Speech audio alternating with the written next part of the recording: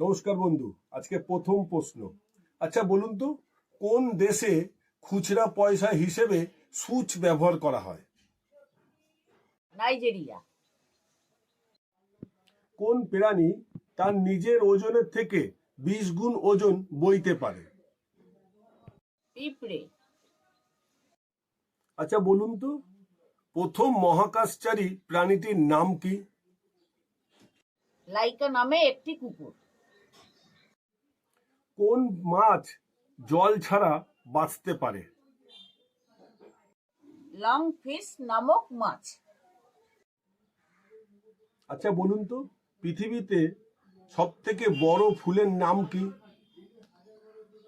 বেকলিজিয়া। Happy birthday to you এই গানটি কে রচনা করেন? Dildar patty hill. তাজমহল নির্মাণের প্রধান কারিগরের নাম কি? ওস্তাদ ঈশা খাঁ।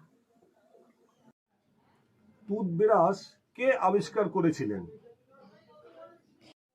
উইলিয়াম অ্যাডিস।